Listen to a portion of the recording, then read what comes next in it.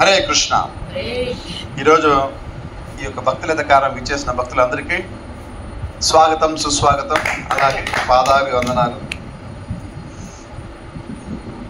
చాలా అమూల్యమైన రోజు ఏదంటే అది భగవనామ సంకీర్తన చేయడము లేదా కృష్ణ కథ వినడం. ఈరోజు ఈ గడియలు చాలా అమూల్యమైంది. కాబట్టి ఈరోజు మనం గీతా మహత్యం అనే విషయాన్ని లాస్ట్ టైం 11వ అధ్యాయం చెప్పుకున్నాం.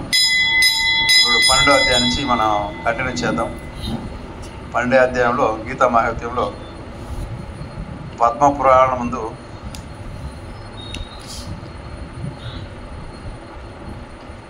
శివుడు పార్వతికి చెప్పినట్టుగా చెప్పబడింది.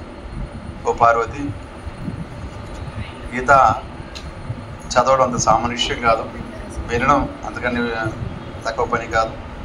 అలా గీత మహత్యం తెలుసుకుంటే ఒక్కొక్క పదం, ఒక్కొక్క అక్షరం కూడా చాలా చాలా శక్తివంతమైంది అని చెప్తూ ఆడ దక్షిణాన కొల్హాపూర్ అనే స్థలంలో భగవాన్ విష్ణు యొక్క భార్య అయిన లక్ష్మి యొక్క నివాసం ఉందన్నమాట. కొల్హాపూర్ అమ్మ. కొల్హాపూర్ తెలుసు కదా. కొల్హాపూర్ ఎక్కడుంది? మహారాష్ట్రలో పండరపురం దగ్గర ఉంది. జాగ్రత్త, మహారాష్ట్రలో పండరపురం దగ్గర ఉంది. వచ్చినారా? అక్కడ కొల్హాపూర్లో లక్ష్మీదేవి ఇక్కడికి లేదా మన తిరుపతితో సంబంధం కలిగిన గుడి అనమాట. ఎందుకంటే భృగు మహర్షి ఎప్పుడైతే వైకుంఠం వెళ్ళి ఆ తత్వతమో రజోగుణ అతిథులైన వ్యక్తిని ముమ్మూర్తిలో వెతకడానికి వెళ్ళి ఆ పరీక్షలో ఇక్కడ శ్రీ అంటే లక్ష్మీదేవి ఆయన హృదయంలో ఉంటుంది, విష్ణు హృదయంలో. అటువంటి విష్ణు హృదయంలో తన్ని ఆయన నిధులు లేపుతాడు. కాబట్టి అక్కడ అలిగి ఆమె ఏం చేస్తుంది, ఈయనకి వచ్చేస్తుంది అటని చెప్తారన్నమాట. అలిగి రాలేదు, అవకాశం ఇవ్వడానికి వచ్చిందంట. ఆమె చెప్తుంది, ఎందుకంటే నాకు బదులుగా రామాయణంలో త్రేతాయుగంలో వేదవతి పేర్ల భూదేవి అది నాకు బదులుగా అక్కడ ఉన్నదంట, భూజ ఒక అంశ. కాబట్టి ఆమెకి అవకాశం ఇవ్వడానికి కోసం ఏం చేస్తుందంటే ఇక్కడ స్వామివారితో ఈ కలియుగంలో భూదేవి అంటే పద్మావతి దేవి, భూదేవి పద్మావతి దేవికి వస్తుందన్నమాట. ఆమెని అలంకరించాల స్వామి అనేసి కూడా ఆమెకి అవకాశం ఇస్తుంది అనమాట. అంటే మన వాళ్ళు అనుకున్నట్టుగా ఆమె కోపంతో వెళ్ళిపోలేదు, అందరికీ అవకాశం ఇవ్వాలి. ఎందుకంటే ఆమె తల్లి ఏం చేస్తుందంటే ప్రతి ఒక్కరి వెంటనే కూడా ఒకేలా ప్రేమిస్తుంది, అందరికి కూడా అవకాశం ఇస్తుంది, ఆస్వాదిస్తుంది. అలా ఉంటుందన్నమాట.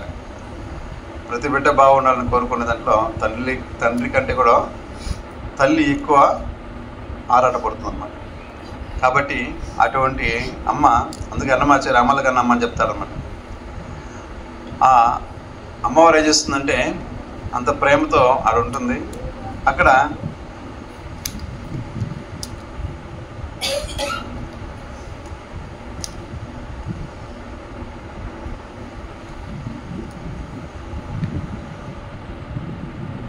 ఎవరైతే కొల్హాపూర్కి వస్తారో వాళ్ళ కోరికలను తీరుస్తుందంట. అక్కడ ఒకరోజు ఒక యువరాజు వస్తాడనమాట. ఆయన చాలా బంగారు ఛాయతో ఉంటాడు, చాలా అందమైన కళ్ళు కలిగి ఉంటాడు, ఆయన దృఢమైన భుజాలు కలిగి ఉంటాడు, ఆయన చెస్ట్ కూడా చాలా బాడీ బిల్డర్ లెక్క బాగున్నాడు అనమాట, ఒక క్షత్రియుడు లెక్క ఉన్నాడు. ఆయన అంత దృఢగాత్రంగా ఉండే ఆయన వచ్చి లక్ష్మీదేవి దగ్గర ప్రణామం చేసి ఆమెను కీర్తించడం మొదలు పెడతారనమాట. మణికంఠ తీర్థం అక్కడ స్నానం చేసి, ఎక్కడైతే అక్కడ కొల్హాపూర్లో మణికంఠ తీర్థం ఉందన్నమాట, ఆ మణికంఠ తీర్థంలో స్నానం ఆచరించి తన పితృదేవతలకి అందరూ కూడా తర్పణాలు అవి ఇచ్చి, దాని తర్వాత మహాలక్ష్మి యొక్క ఆలయానికి వచ్చి లక్ష్మీదేవిని నమస్కరించి అంటే దండవార్పణాలు అర్పించిన తర్వాత ఆయన ప్రార్థన చేశారంట. ఒక కరుణాకి స్వరూపమైన ఓ లక్ష్మీదేవి, నువ్వు ముల్లోకాల కూడా పూజింపబడుతున్నావు. అలాగే ఏది ఒకటి ఈ పృథ్వీలో మంచి జరగాలనుకుంటే కూడా అది లక్ష్మీప్రదం కలిగి ఉండాలా. అన్ని జీవాత్మలు కూడా, జీవాత్మలందరికీ కూడా నువ్వే పరమ ఒక అందరికి కూడా జీవాత్మలందరికీ కూడా ఆశ్రయం ఇచ్చేదానివి. కాబట్టి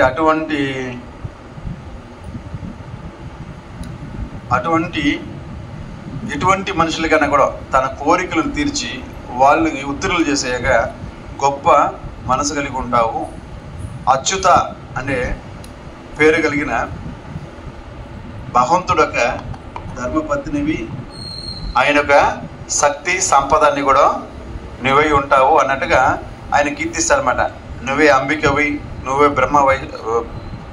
బ్రహ్మి, నువ్వే వైష్ణవి, నువ్వే మహేశ్వరివి, నువ్వే వరాహివి, నీవే మహాలక్ష్మి, నీవే నరసింహవి, నువ్వే ఇంద్రకుమారివి, నువ్వే చండికవి, నీవే లక్ష్మివి, నీవే సావిత్రి, నీవే చంద్రలేఖ, నువ్వే రోహిణి, నీవే పరమేశ్వరి అని అన్ని నామాలు కలిగి అందరినీ కూడా నువ్వు రక్షిస్తూ కాపాడుతూ ఉంటున్నావు. లక్ష్మీదేవి అమ్మా తల్లి, నా ప్రార్థనలు స్వీకరించు అంటే ప్రణామం చేస్తాడు. ఆయన ఎంత కీర్తించే లోపల ఎవరికైనా కొద్దిగా సంతోషం వేస్తుంది, అంతే కదా. ఎవరిని కీర్తించడానికి సంతోషపడతాడు. ఆమె లక్ష్మీదేవి కూడా సంతోషపడుతుంది. ఆయన నీకేం కావాలో అడుగు అని అడుగుతుంది. అమ్మా నాది ఒక కోరిక ఉంది. ఏ కోరిక అంతే, అది నా తండ్రి పరంపదించినాడు. ఆయన శరీరాన్ని నేను దాచిపెట్టున్నాను. ఆయన ఎప్పుడు పరంపదించాడంటే ఆయన అశ్వమేధ యజ్ఞం చేయాలనేసి ఆయన ఒక సంకల్పం తీసుకుని అశ్వమేధ యజ్ఞం చేస్తూ ఉంటే అది అర్థంలో ఉన్నట్టుగా అక్కడే యజ్ఞకొండ ముందర ఆయన ప్రాణం విడిచిపెట్టారనమాట. అది అలాగ ఉండిపోయింది. కానీ ఈ యొక్క సమయంలో మా ఒక యజ్ఞ అశ్వం అంటే తిరగడానికి పంపిస్తారన్నమాట. యజ్ఞాశ్వం, ఆ యజ్ఞాశ్వము కనపడలేదు.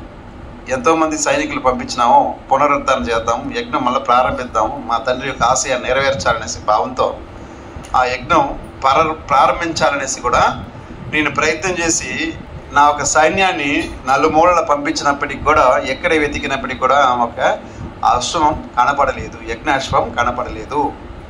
కాబట్టి నాకు దయచేసి మీరు ప్రేమతో కరుణతో నా తండ్రి యొక్క ఆశయాన్ని నెరవేర్చడానికి కోసం నాకు ఆ యజ్ఞ అశ్వం యాడుందో నాకు తెలియజేయాలా, ఆ యజ్ఞాశ్వం తీసుకొచ్చేంత శక్తిని ప్రసాదించాలా అతన్ని కూడా లక్ష్మీదేవిని ప్రార్థిస్తారు. మంచిదే కదా. తండ్రి యొక్క ఆశయాన్ని నెరవేర్చాలనేది పుత్రుడి లక్షణం చాలా గొప్పది కదా. ఎందుకంటే తండ్రి ఆశయ నా పని నాది, నీ పని నువ్వు ఓల్డ్ మ్యాన్, నీకేం తెలుసు ఈ కాలంలో అయితే నువ్వు పాత పద్ధతి మాదైతే కొత్త పద్ధతి కాబట్టి నీకు అది అర్థం కాదనేసి తిరుక్కునేస్తారు. ఈవిడు అటుందనమాట. కానీ అతను ఎంత గొప్ప వినయపరుడు, ఎంత గొప్ప ధర్మాత్ముడుగా ఉంటే అంత గొప్పగా తండ్రి యొక్క ఆశయాన్ని నెరవేర్చాలనుకుంటారు అనమాట. దానికి లక్ష్మీదేవి ఇంకా ఆయనకి సంతోషపడిపోయింది అనమాట. ఆయన నిజంగా నువ్వు చాలా మంచి వరం అడిగినావు, ఇటువంటి వరం అరుదు, ఎవరు అడిగేది అరుదు. కాబట్టి నువ్వు గొప్ప వరం అడిగినావు కనుక నీకు ఆ ఒక విషయాన్ని, అశ్వం ఎక్కడుందో అనే విషయాన్ని కూడా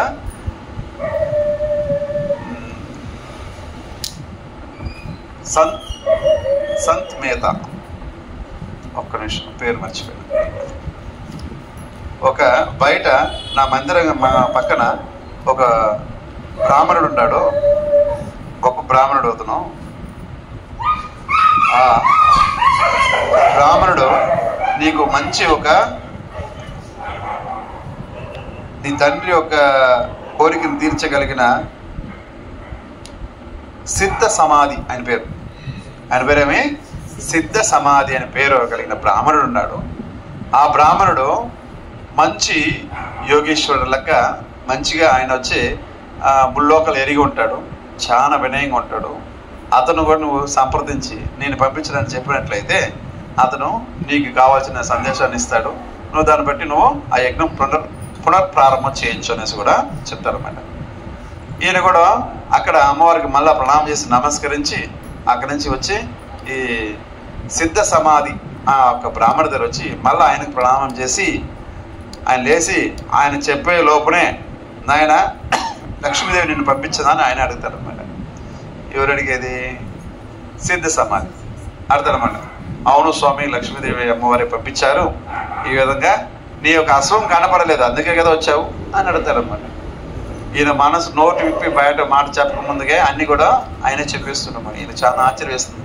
లక్ష్మీదేవి రెఫర్ చేస్తుందంటే ఇతను ఎంత గొప్ప శక్తి సంపన్నుడు అనేసి ఆయన కూడా అనిపించి మరల ఆయనకి వినయంతో నమస్కరిస్తూ నాకు దయచేసి మీరు సహాయం చేయాలని అడిగితే అప్పుడు ఆయన కొద్దిగా కమండల నుంచి జలాన్ని చేతిలో పోసుకొని మంత్రాలు ఉచ్చారణ చేసి అటు చల్లితే దేవతలందరూ కూడా అక్కడ వచ్చి ప్రతిష్టమవుతారు అనమాట. అయిన తర్వాత ఆ దేవతలకు చెప్తారనమాట, మీ ఇంద్రుడు దేవేంద్రుడు అశ్వాన్ని తీసుకెళ్ళిపోయినాడు. అంటే ఎక్కడ అశ్వం కనపడిపోతే ఆయనే తీసుకెళ్ళిపోయినాడు కాబట్టి ఆ అశ్వాన్ని నేను చెప్పినానని చెప్పి ఎక్కడ చెప్పినాడో నేను చెప్పినానని చెప్పి తీసుకురండి అని చెప్తాను అనమాట. అది చూడండి, ఆ ఇంద్రుడిని ఆజ్ఞాపించే అంతటా దేవతలు పిలిస్తే దేవతలు రావడం ఏంటి, ఇంద్రుడికి తన ఆజ్ఞగా చెప్పడం ఏంటి, ఒక మానవుడికి ఇంత శక్తి ఉంటుందా అన్నట్టుగా ఆయన నమస్కరిస్తూ ఆ ఒక యువరాజు వేచి ఉంటాడు అనమాట. ఈ ఇంద్రుడి దగ్గర దేవతలు వెళ్ళి చాలా తిరిగి వచ్చేస్తారు, అశ్వాన్ని పట్టుకొచ్చేస్తారు అనమాట. చాలా ఆశ్చర్యం వేస్తుంది. ఇప్పుడే వీళ్ళు అంత సోనగా ఎట్టు చేస్తారు, ఇంద్రుడు అడిగినట్టు ఎట్ట చేశాడబ్బా అనేసి ఆలోచిస్తే అప్పుడు ఈయన శక్తి ప్రపత్తులకి ఆయన తన్మయుడై ఆయన మళ్ళీ నమస్కరించి, అయ్యా నాది ఒక మనవి అంటాడు. చెప్పున ఆయన అంటాడు, మీరు ఇంతే శక్తి సంపదలు కలిగి ఉన్నారు కదా, దయచేసి ఈ యజ్ఞం చేయడానికి అవసరం నా తండ్రియే చేస్తే ఇంకా ఆయన ఆశ పూర్తి అవుతుంది. నా తండ్రి యొక్క శరీరాన్ని అలాగే ఉంచున్నాను, ఆయన చనిపోయినాడు, ఆయన యొక్క దేహాన్ని ఇంకా నేను భద్రపరిచి ఉన్నాను, దయచేసి మీ వల్ల అవుతుంది, నాకు నమ్మకం కుదిరిందనమాట. మీరు దేవతలతోనే మాట్లాడుతున్నారు, మీ ఆజ్ఞని అంత జరుగుతుందంటే దయచేసి నా తండ్రికి కాస్త ఆయన ప్రాణాన్ని ఇచ్చి తద్వారా అతనే యజ్ఞం చేసుకోవడానికి కూడా మీరు కొద్దిగా నాకు వరం ఇవ్వాలా, మీరు నన్ను అనుగ్రహించాలని కూడా ఆయన ప్రార్థిస్తాడు. మంచిదే కదా, మంచి కొడుకుగా మంచి కోరిక అడిగినావు. ఎందుకంటే యజ్ఞాలు పూజలు ఎక్కడ దండేసినా నాకే కావాలనుకునే ఈ కాలంలో అంటే భూమి ఎట్టుంటుందంటే ఎవరిని పూజించాలంటే వాడు ఏం పైన చేయకుండా అందరూ నన్నే కీర్తించాలని కోరుకుంటారు కదా. కానీ అటువంటిది నా తండ్రి మళ్ళీ అతను ఒక కోరికని అసంపూర్ణంగా చనిపోయినాడు, అతను కోరిక నెరవేర్చాలనేసి ఇందుకు ప్రార్థ్యపడితే అలాగనే వెళ్తాను ఆయన అంటారు అనమాట. మళ్ళా ఒక చిన్న మనవి అయ్యా అన్నాడు. ఏమనేనంటే, ఇంత శక్తిని నీకు ఎలా వచ్చింది స్వామి అని అడుగుతాడు. ఉండలేరు కదా ఇంత శక్తి, ఒక ఆశ్చర్య విషయం కదా. ఒక బ్రాహ్మణుడు ఇంత పని చేస్తున్నాడంటే, దేవతలు సైతం ఆజ్ఞాపిస్తున్నాడంటే ఆయన ఎంత శక్తి ఎలా దీన్ని సమకూర్చుకున్నారు, ఎక్కడ వరం తీసుకున్నారు అని అడుగుతారు అనమాట. ఎక్కడ వరం తీసుకోలేదనైనా ఇది కేవలము భగవద్గీత 12వ అధ్యాయం ప్రతిరోజు నేను అధ్యయనం చేస్తున్నాను. ఆ అధ్యయనం చేయడం చేత ఆ ఒక ప్రతిరోజు కూడా ఆ భగవద్గీతని అందరికి చెప్పడం చేత నాకేమైందంటే ఇంత శక్తిలో సంప్రాప్తించింది. దీనికి అన్ని కూడా మూల కారణం ఏదంటే భగవద్గీత 12వ అధ్యాయం. కనుక ఈ శక్తి లేదు నాది కాదు, ఈ శక్తులన్నీ కూడా భగవద్గీత అది అని కూడా చెప్పడం జరిగిందన్నమాట. అలాగే ఆ ఒక సిద్ధ సమాధి ఆ ఒక ఋషిని తీసుకుని బ్రాహ్మణుని తీసుకునేసి కూడా ఈ యువరాజు తన రాజ్యానికి వెళ్ళి తన తండ్రిని భద్రపరిచిన గదికి తీసుకెళ్ళి అతని దగ్గర ఈ యొక్క కమండలు నీళ్లు పోసి ఈ యొక్క సిద్ధ సమాధి ఆ యొక్క బ్రాహ్మణుడు నీళ్ళు చల్లి మంత్రం చెప్పి నీళ్ళు చల్లుతాడనమాట. చల్లేసిదే ఆయన అప్పుడే నిద్రపోతున్న వ్యక్తి మీద నీళ్లు చల్లితే ఎలా ఉలిక్కిపడి లేస్తారో అలా చనిపోయిన ఒక వ్యక్తి ఆ రాజు ఆయన ఉలిక్కిపడి లేసి ఇక్కడ ఆయనకి ఆల్రెడీ మన ప్రాణం పోయి మళ్ళీ తిరిగి వచ్చిందని ఒక అవగాహన ఉందన్నమాట. ఎందుకంటే ఆ ప్రాణం పోయి వెళ్ళి తిరిగి ఉంటుంది, 2 రోజులు గ్యాప్ ఇచ్చింది దానికి, ఆరాడు తిరిగి అటువంటి అవసరాలు పడి ఉంటుందిలే. వచ్చిన తర్వాత మళ్ళా ఆ లేచి ప్రణామం చేసి, అయ్యా మీరు గొప్ప ఒక ఆచార్యులు ఎక్కువ ఉన్నారు, మీరు గొప్ప బ్రాహ్మణులు, దయచేసి నన్ను దీవించండి అనేసి కూడా ఆయన ప్రార్థన చేస్తారు, ప్రణామం చేస్తారు. చేసి ఆయన దీవించిన తర్వాత ఈ యొక్క ఇంతటి శక్తి అంటే నా ప్రాణం వెళ్ళిపోయింది, నన్ను మళ్ళా బతికించేంత శక్తి మీరు కలిగి ఉన్నారు కదా, మీరు ఏ మంత్రం చెప్పినారు సార్ పెడతారన్నమాట. ఆయన కూడా అడిగితే నేను మంత్రం చెప్పలేదనైనా నేను భగవద్గీత 12వ అధ్యాయాన్ని 12వ అధ్యాయం ఎన్ని శ్లోకాలు ఉంది, భక్తి యోగమే కదా, 12వ అధ్యాయం భక్తి యోగం 20 శ్లోకాలు. ఆ ఒక శ్లోకాలని కూడా ఆ ఒక పఠించడం ద్వారా, దాన్ని అర్థం చేసుకోవడం ద్వారా, దాన్ని ఇతరులకు బోధించడం ద్వారా అంటే చెప్పడం కూడా, బోధించడం ద్వారా కూడా నాకు ఇంత అనుగ్రహం వచ్చింది. కనుక ఈ యొక్క అన్ని యొక్క బలం ప్రధాన ఏ నుంచి వచ్చిందంటే అది కూడా భగవద్గీత 12వ అధ్యాయం నుంచి వచ్చింది అనేసి ఆయన చెప్పి మళ్ళీ ఆయన ఇంకో ప్రార్థన చేస్తారనమాట.